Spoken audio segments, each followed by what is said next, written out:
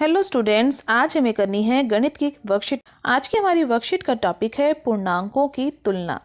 आप पूर्णांक चैप्टर बहुत सारी वर्कशीट्स में कर चुके हैं, जहां पर आपने पूर्णांकों के बारे में बहुत कुछ सीखा है। आज हम सीखेंगे कि हम कैसे पूर्णांकों की तुलना करते हैं, यानी हम कैसे बता सकते हैं कि कौन सा पूर्णांक बड़ा है और कौन सा छोटा है। तो आज की वर्कशीट अगर आप इंग्लिश मीडियम में देखना चाहते हैं तो डिस्क्रिप्शन बॉक्स में उसका लिंक दिया गया है, आप उसे वहां से देख सकते हैं। तो चलो स्टार्ट कर लेते हैं आज की वर्कशीट। सबसे पहले हमें बोला गया है, अगर हम दो धनात्मक पूर्णांकों की तुलना कर रहे हैं, धनात्मक पूर्णांक यानी जिसके साथ एक जमा का निशान होता है, यानी पॉजिटिव निशान होता है, तो उन पूर्णांकों में जो पूर्णांक संख्यात्मक मान ज्यादा लेकर आएगा, जिसकी संख्या बड़ी होगी वही बड़ा होगा। देखिए यहाँ पर एक उदाहरण भी दिया गया है, 64 और 34 यानी 64 और एक तरफ लिखा गया है 34। तो दोनों में से, दोनों पहले बात तो पॉजिटिव नंबर है, दोनों धनात्मक है, घनात्मक जिसको आप बोलते हैं। दोनों ही घनात्मक होने के साथ साथ दोनों में से बड़ा कौन दिख रहा है? आपको बड़ा दिख रहा है 64, तो यानी 64 ही यहाँ पर बड़ा होगा। इसी प्रकार से देखिए, अगर एक तरफ लिखा हो संख्या 105 और एक तरफ लिखी हो 501, तो दोनों में से कौन सी संख्या बड़ी है अगर आपको ये बताना हो। तो दोनों ही धनात्मक पूर्णांक है, दोनों के सामने कोई चिन्ह नहीं है, यानी दोनों के चिन्ह कैसे हैं? जमा के चिन्ह है।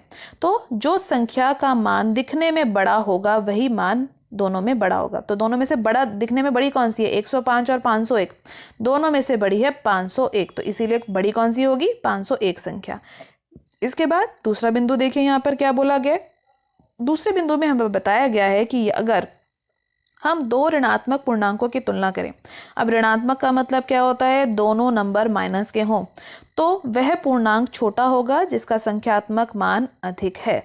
जो हमने धनात्मक पूर्णांकों में किया, यानी जमा वाले पूर्णांकों में किया, उसका उल्टा हम यहाँ करने वाले हैं। देखिए, अगर एक संख्या है 45 माइनस 45 और दूसरी है माइनस 65 यानी माइनस 65, तो दिखने में दोनों में से कौन सी बड़ी है? बड़ी तो 65 है, लेकिन क्योंकि दोनों की संख्या के पास घटा के चिन्ह है, तो दिखने में जो संख्या छोटी होगी, जो कि है -45, दिखने में छोटी है ना, जो संख्या दिखने में छोटी होगी असल में वह संख्या बड़ी होगी यदि दोनों संख्याएं कैसी हैं?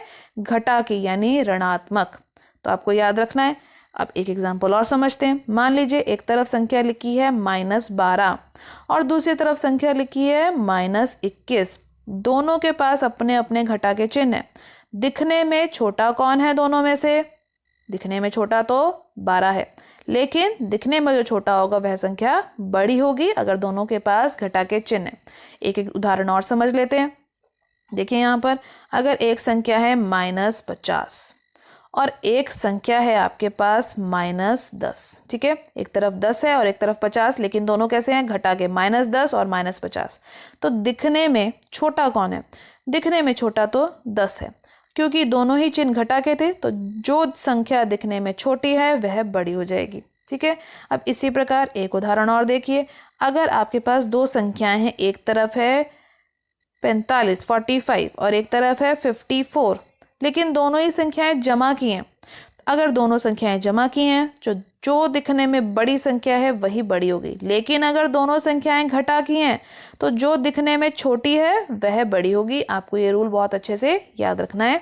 इसके बाद हम देखते हैं तीसरा बिंदु आज का, जो तीसरा पॉइंट यहाँ पे हमें डिस्कस करना है, समझना है।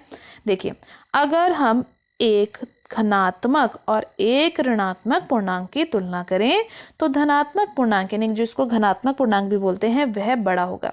यानी अगर एक जमा की संख्या है और एक है घटा के चिन्ह की संख्या, तो हमेशा ही जमा वाली संख्या बड़ी होगी। दिखने में घटा वाली संख्या जितनी भी बड़ी लगे, लेकिन जमा वाली संख्या को नहीं पीछे छोड़ पाएगी। जमा वाली संख्या हमेशा आगे निकल जाएगी और वही बड़ी होगी। इसी प्रकार देखिए, अगर एक तरफ लिखा हो 500 और एक तरफ लिखा हो 100 और 500 की संख्या माइनस का चिन्ह अपने साथ रखती हो, -500 और एक तरफ है 100, तो 500 तो आपको पता है बड़ी संख्या है, लेकिन क्योंकि इसके पास घटा का निशान है तो ये बड़ी नहीं रही। बड़ी कौन हो गई? 100। तो यानी -500 और 100 में से कौन सी संख्या बड़ी है? 100, क्योंकि ये है एक धनात्मक पूर्णांक है, जमा की संख्या है, इसके सामने कोई चिन्ह नहीं है, यानी ये जमा का चिन्ह है। इसके बाद हम समझते हैं बिंदु नंबर 4, यानी पॉइंट नंबर 4। 0 और सभी ऋणात्मक पूर्णांकों में कौन बड़ा है? तो एक तरफ अगर एक 0 लिखा हो और एक तरफ लिखा हो -5, तो दोनों में से कौन बड़ा होगा? 0 बड़ा होगा। ये मैंने आपको पहले ही बताया था कि 0 में और सभी के सभी ऋणात्मक पूर्णांकों में हमेशा ही 0 बड़ा होगा। मान लीजिए एक अंक है 0 और एक अंक है बहुत कोई बड़ा, यानी 145 अंक ले लेते हैं, यानी -145। ठीक है, तो इन दोनों में से भी बड़ा कौन होगा? 0 ही बड़ा होगा। अंक कितना भी बड़ा क्यों ना हो घटा वाला, हमेशा उसमें 0 ही बड़ा होगा, अगर 0 और घटा की संख्या में से आपको बड़ा बताना हो तो। इसके बाद अगला बिंदु देखिए 5वां बिंदु यानी 5th पॉइंट। यहाँ पर हमें क्या बताना है? 0 में से, यानी 0 और सभी धनात्मक पूर्णांकों में 0 सबसे छोटा होता है। उल्टा हो गया ना, फिर से एक तरफ अगर 0 लिखा हो और एक तरफ लिखा हो 525, तो दोनों में से कौन बड़ा है? आपको पता है 525 बड़ा है, 0 तो नहीं बड़ा हो सकता। लेकिन अगर बेटा यहाँ पर इस 525 के पास घटा का चिन्ह होता तो कौन बड़ा होता? तो बड़ा होता 0, क्योंकि घटा का चिन्ह आते ही ये 525 छोटा हो जाएगा और 0 बड़ा बन जाएगा। तो पांचों बिंदु आपको अच्छे से समझ आए। इसके बाद हम समझते हैं संख्या रेखा पर पूर्णांकों की तुलना के बारे में। संख्या रेखा पर पूर्णांकों को दर्शाना आपने पहले भी सीखा था। आप जानते हैं संख्या रेखा पर शून्य को इस तरीके से बीच में लिखा जाता है और संख्या रेखा पर राइट हैंड साइड पे, है ना, सीधे हाथ की तरफ सारे के सारे धनात्मक पूर्णांक लिखे जाते हैं। ये देखिए सारे धनात्मक पूर्णांक है 1 2 3 4 5, और 0 से उल्टे हाथ की तरफ यानी लेफ्ट हैंड साइड की तरफ, जो कि इस प्रकार है LHS, इस तरफ सारे हमारे ऋणात्मक पूर्णांक लिखे जाते हैं। लिखे गए हैं ना यहाँ पर संख्या रेखा पर भी। देखिए 1 2 3 4 5 सारे धनात्मक है, -1 -2 -3 -4 -5 ये सारे ऋणात्मक पूर्णांक है। अब आपको पता है बेटा 1 और 2 में से अगर आपसे पूछा जाए कौन बड़ा होगा? 1 बड़ा होगा। 0 और 1 में से, और 1 और 2 में से कौन बड़ा होगा? 2 और 3 में से 3, 3 और 4 में से 4, 4 और 5 में से 5। तो आप देख पा रहे होंगे कि संख्या रेखा पर यदि हम सीधे हाथ की तरफ आगे की तरफ बढ़ें, यानी RHS की तरफ आगे की तरफ जब हम बढ़ते हैं तो पूर्णांकों की संख्या बढ़ती जाती है, यानी दाएं हाथ की तरफ बढ़ने पर हमारी पूर्णांकों की संख्या बढ़ रही है। इसी प्रकार अब आप समझ चुके हैं 0 और -1 में से कौन बड़ा होगा? एक संख्या घटा की है और एक 0 है तो 0 ही बड़ा होता है हमेशा। -1 और -2 दिखने में कौन छोटा है? -1 बड़ा होगा। -2 -3 दिखने में कौन छोटा है? -2 बड़ा होगा। याद है ना, दोनों घटा की संख्याएं हो तो जो दिखने में छोटी होती है वह बड़ी होती है। तो इसी प्रकार से जब आप आगे आगे बढ़ते जा रहे हैं तो आप देख रहे हैं ना संख्याएं छोटी होती जा रही हैं। अगर आपसे बोला जाए -5 और इस -1 इन दोनों में से कौन बड़ा है, तो दिखने में कौन छोटा है? 1, तो यानी 1 तो बड़ा है लेकिन -5 छोटा है। तो पीछे पीछे जैसे जाते जा रहे हैं हम LHS की तरफ, यानी जैसे ही हम संख्या रेखा पर बाईं ओर जाते हैं तो पूर्णांक का मान घटता जाता है। समझ पाए आप इसको? अब इसलिए पूर्णांकों को निम्न रूप में लिखा जाता है। इसीलिए पूर्णांकों को लिखने का रूप भी इसी तरीके से, 0 से जो संख्याएं आगे बढ़ती तरफ हैं यानी RHS की तरफ हैं वो बढ़ती हुई संख्याएं हैं 1 2 3 4 5, और 0 से उल्टे हाथ की तरफ जो संख्याएं हैं वह लिखी जाती हैं -1 -2 -3 -4 -5। इसी प्रकार संख्याएं घटती जाएंगी इस तरफ। अब इसीलिए देखिए यहाँ पर -3 और -2 में कौन बड़ा है? -2, -2 और -1 में -1, 0 और -1 में 0, क्योंकि 0 सबसे बड़ा होता है सभी ऋणात्मक संख्याओं में, और 0 और 1 में से 1 बड़ा है, ये तो आपको पता ही है। 1 और 2 में से 2 बड़ा है, 2 और 3 में से भी 3 बड़ा है। तो ये सब डिस्कशन, ये सब समझ आपको पहले भी थी, लेकिन आज हमने थोड़ी सी और रिवीजन कर ली। इसके बाद हम देखते हैं कुछ याद रखने योग्य बिंदु जो आज की वर्कशीट में हमने सीखे हैं, और पूर्णांकों की समझ के लिए हमें इसे हमेशा ही याद रखना है। तो चलो स्टार्ट करते हैं। सबसे पहला बिंदु देखिए, यहाँ पर क्या बोला गया है कि सभी धनात्मक पूर्णांक सभी ऋणात्मक पूर्णांक से बड़े होते हैं। तो अभी आपने पढ़ा था ना कि कभी भी अगर एक तरफ कोई जमा की संख्या लिखी हो 4 और एक तरफ लिखी हो घटा की संख्या -4, तो दोनों में से कौन बड़ा होगा? धनात्मक पूर्णांक, यानी जमाव की संख्या बड़ी होगी। इसी प्रकार अगला बिंदु देखिए क्या है कि 0 ना तो ऋणात्मक होता है और ना ही धनात्मक, यानी 0 के सामने हम कोई चिन्ह नहीं लगाते हैं, ना जमा का ना घटा का, क्योंकि 0 से कुछ ले लें या कुछ घटा दें, दोनों में से कोई फर्क नहीं पड़ता। अब तीसरा बिंदु देखिए, जैसे कि हम संख्या रेखा पर शून्य के दाईं ओर बढ़ते जाते हैं तो पूर्णांकों का मान बढ़ता जाता है। आप जानते हैं ना, ये संख्या रेखा है, इसके बाद अगर इसमें दाईं ओर बढ़ते जाएं 1 2 3 4, इस प्रकार जब संख्याएं आगे की तरफ जाती हैं राइट हैंड साइड में दाईं तरफ में, तो संख्याओं का मान बढ़ रहा है। चौथे वाले भाग में देखिए क्या बोला गया है, यदि हम संख्या रेखा पर बाईं ओर बढ़ें, 0, -1, -2, -3, -4, तो संख्याओं का मान घटता जा रहा है। आप जानते हैं 0 से नेगेटिव संख्या यानी घटा की तरफ जब संख्याएं की तरफ जब हम जाते हैं तो संख्याओं का मान घटता जाता है। इसके बाद देखिए हम किस निष्कर्ष पे पहुंचे हैं। हमें समझ आ गई है कि एक जमा का पूर्णांक एक घटा के पूर्णांक से हमेशा बड़ा होता है। अभी सीखा ना हमने, अगर एक तरफ 40 लिखा हो और एक तरफ लिखा हो घटा 40, तो दोनों में से कौन बड़ा होगा? जमा वाला पूर्णांक। अगला, 0 और जमा के पूर्णांक में हमेशा कौन बड़ा होगा? जमा वाला पूर्णांक। यानी 0 में और किसी भी पूर्णांक में, मान लीजिए यहाँ पर लिखा गया हो 45, तो हमेशा 45 बड़ा होगा। यानी जमा का पूर्णांक जो धनात्मक पूर्णांक है वह हमेशा 0 से बड़ा होता है। अगला देखिए, 0 और अगर कोई घटा का पूर्णांक हो, यानी अब की बार फिर से अगर -45 हो, तो -45 दिखने में तो बड़ा है लेकिन घटा का चिन्ह होने की वजह से वह छोटा है। तो दोनों में कौन बड़ा होगा? दोनों में से बड़ा होगा 0। इसके बाद हम अभ्यास कर लेते हैं, प्रैक्टिस कर लेते हैं जो प्रश्न हमें नीचे दिए गए हैं। आओ करो वाले प्रश्न। पहला प्रश्न देखिए क्या दिया गया है कि बड़ी पूर्णांक संख्या पर गोला लगाइए। तो पहले प्रश्न में 2-2 करके हमें संख्याएं दे रखी हैं। देखिए -5 और -2, -5 और 2, तो एक घटा की संख्या है, एक जमा की संख्या है, तो दोनों में से बड़ी कौन सी होगी? जमा की संख्या। जमा की संख्या हमेशा घटा की संख्या से बड़ी होती है, तो यानी कौन बड़ा होगा? 2 बड़ा होगा। इसके बाद देखिए बी भाग में -6 और जमा 6, इन दोनों में भी एक संख्या जमा की है एक घटा की है, तो जमा की संख्या हमेशा बड़ी होती है। -6 और +6 में कौन बड़ा होगा? +6।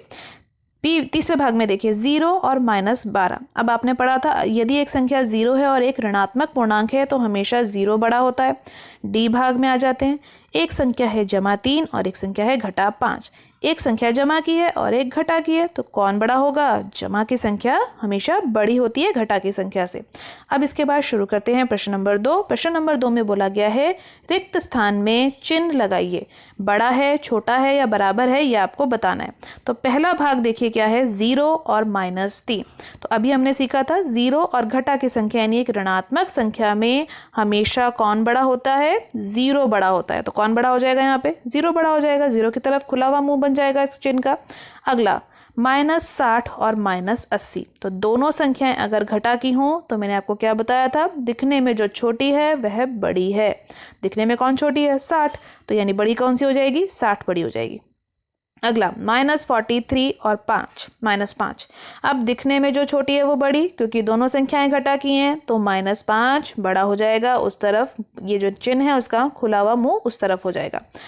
अगला भाग देखिए 40 और -51। अब 40 जमा का है और -51 तो घटा का है। तो एक अगर घटा की संख्या हो यानी जमा की संख्या और एक तरफ घटा की संख्या हो यानी घटा का पूर्णांक हो, तो कौन बड़ा होता है? हमेशा जमा का पूर्णांक। तो यानी कौन बड़ा होगा? 40 बड़ा होगा। अगले भाग में देखिए 106 और 80, दोनों के पास कोई चिन्ह नहीं है यानी दोनों जमा की संख्या हैं। तो जमा की संख्याओं में तो आप आसानी से कर सकते हैं कौन सा बड़ा है? 106 बड़ा है। इसके बाद अगले भाग में देखिए, लास्ट भाग में देखिए इस प्रश्न के क्या बोला गया है? -7 और 5। अब दोनों में से एक संख्या जमा है और एक संख्या के पास घटा का चिन्ह है, तो दोनों में से कौन बड़ा होगा? जमा की संख्या यानी 5 बड़ा हो जाएगा। हमने सीख लिया कि 5 बड़ा होगा -7 से। इसके बाद प्रश्न नंबर 3 में देखिए क्या हमें करना है? निम्नलिखित पूर्णांकों को बढ़ते क्रम में लगाना है। बढ़ते क्रम का मतलब पहले सबसे छोटा, फिर उससे बड़ा, फिर उससे बड़ा और फिर आखिर में सबसे बड़े अंक को हमें लगाना है। तो जो हमें अंक दिए गए हैं इसमें हमें सबसे छोटा अंक ढूंढना है। तो सबसे छोटा तो घटा की संख्या में ही होता है। तो घटा की संख्या देखिए कौन कौन सी है? -4 और -8। दिखने में जो छोटी होगी वह बड़ी होगी, लेकिन जो दिखने में बड़ी है वह छोटी है घटा के लिए। तो यानी सबसे छोटी संख्या है -8। इसके बाद कौन होगी? अगली घटा की संख्या -4। उसके बाद हमारे पास यहाँ पे 0 मौजूद है तो 0 आ जाएगा। उसके बाद कौन कौन सी संख्या अब हमारी बच गई? अब हमारी धनात्मक पूर्णांक संख्याएं बच गई यानी जमा की संख्याएं। तो 4 और 6 में से कौन सी संख्या बड़ी है?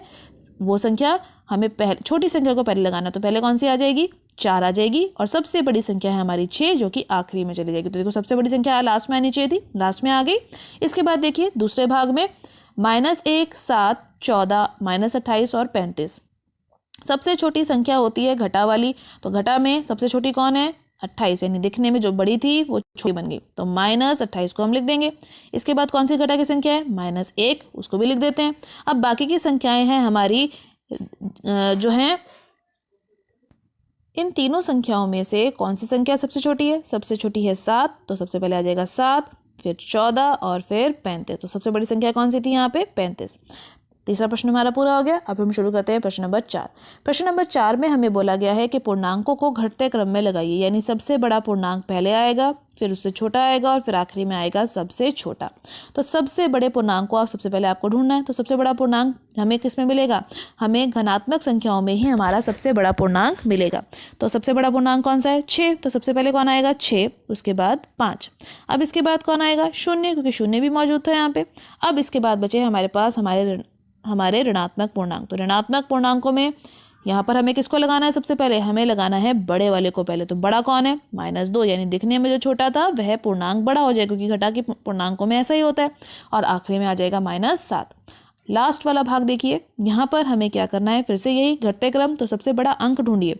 सबसे बड़ा अंक तो 75 यानी 75, लेकिन इसके साथ घटा का चिन्ह लगा है, तो यानी ये तो सबसे छोटा बन गया।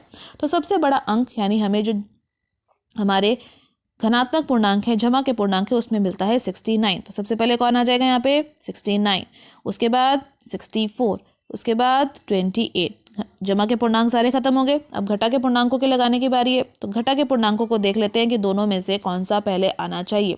पहले आना चाहिए बड़ा वाला। तो दिखने में जो छोटा है यानी -2 वह बड़ा हो जाएगा। तो -2 पहले, -42 पहले आएगा और फिर आखिरी में आएगा -75, जो दिखने में बड़ा था लेकिन घटा का चिन्ह होने की वजह से सबसे छोटा बन गया। तो आज की वर्कशीट में आपने सीखा कि पूर्णांकों में हम किस प्रकार से तुलना कर सकते हैं, कैसे जान सकते हैं कि कौन सा पूर्णांक बड़ा है और कौन सा छोटा है। इन सभी प्रश्नों का अभ्यास कीजिए, प्रैक्टिस कीजिए। एनसीईआरटी में इससे रिलेटेड जो भी और क्वेश्चन है उनकी भी प्रैक्टिस कीजिए। टाइम से आज की वर्कशीट फिनिश कीजिए और अपने सब्जेक्ट टीचर को इसकी फोटो क्लिक करके सेंड कीजिए। आज की वर्कशीट की वीडियो अच्छी लगी हो तो लाइक और शेयर करना मत भूलिएगा। चैनल पर पहली बार आए हैं तो चैनल को सब्सक्राइब कर लीजिए, ताकि आपको अगले आने वाली वीडियो की नोटिफिकेशन टाइम से मिल सके। Thank you for watching students.